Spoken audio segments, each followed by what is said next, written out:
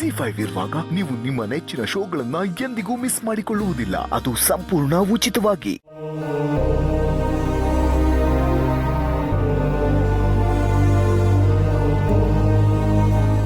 ಏಜೆ, ನೀವು ಮಾತಾಡೋ ಪರಿಸ್ಥಿತಿ ಇಲ್ಲ ಅಂತ ನನಗೆ ಗೊತ್ತು. ಕೆಲವೊಂದು ಸಂದರ್ಭದಲ್ಲಿ ಮಾತೇ ಬರೋದಿಲ್ಲ, ಖುಷಿಗೆ ಮಾತು ಬರಲ್ಲ ಅಂತೀವಿ. ಕೆಲವೊಂದು ಸಂದರ್ಭದಲ್ಲಿ ಅಳೋಗ್ ಮಾತು ಬರಲ್ಲ, ಕಣ್ಣೀರು ಬರುತ್ತೆ. ಆದರೆ ಈಗ ನೀವಿರೋ ಸಂದರ್ಭ ಅಳು, ನೋವು, ದುಃಖ ಎಲ್ಲದಕ್ಕೂ ಮೀರಿದ್ದು.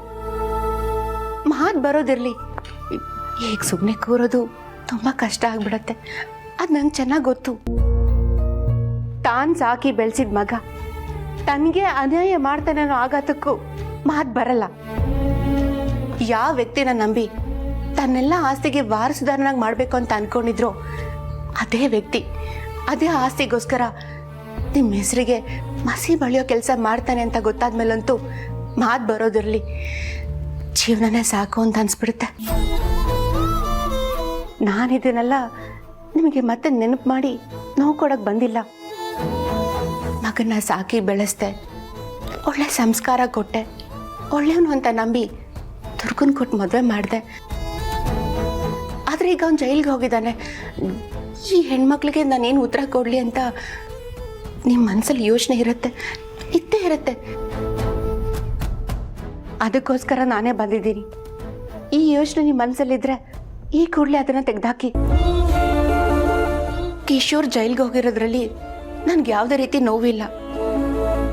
ಆದರೆ ಅವನಿಂದ ಇಡೀ ಮನೆ ಜನ ನೋವು ಪಡೋಕಾಯ್ತಲ್ಲ ಅನ್ನೋ ನೋವಿದೆ ಹೊರತು ನಾನು ಇನ್ನು ಬೇರೆ ಯಾವ ವಿಷಯಕ್ಕೂ ನೋವು ಪಡೋಳಲ್ಲ. ತಿದ್ಕೊಳ್ತೀನಿ, ಪಶ್ಚಾತ್ತಾಪ ಪಟ್ಟು ಶಿಕ್ಷೆನ ಅನುಭವಿಸಿ ಬರ್ತೀನಿ ಅಂತ ಕಿಶೋರ್ ಹೇಳಿ ಹೋಗಿದ್ದಾನೆ. ತಾಳಿ ಅನ್ನೋ ಋಣಕ್ಕೆ, ಆ ಸಂಸ್ಕಾರಕ್ಕೆ ನಾನು ಕಾಯ್ತೀನಿ, ನಂಬ್ತೀನಿ ಕೂಡ. ಯಾಕಂದ್ರೆ ಅದಕ್ಕೆ ಬೆಲೆ ಕೊಡೋ ಹಾಗೆ ಸಂಸ್ಕಾರ ಕೊಟ್ಟವರು ನೀವು. ಅದು ಬಿಟ್ರೆ ನನಗೆ ಯಾವ ನೋವು ಇಲ್ಲ. ನೀವು ನನಗೆ ಯಾವ ಉತ್ತರನೂ ಕೊಡಬೇಕಾಗಿಲ್ಲ. ದಯವಿಟ್ಟು ಜಾಸ್ತಿ ಯೋಚನೆ ಮಾಡಬೇಡಿ. ನೀವು ಮೊದಲೇ ಏಜ್ ಆಗಬೇಕು ಅಂತ ಕೇಳ್ಕೊಳಕ್ಕೆ ಬಂದಿದ್ದೀನಿ.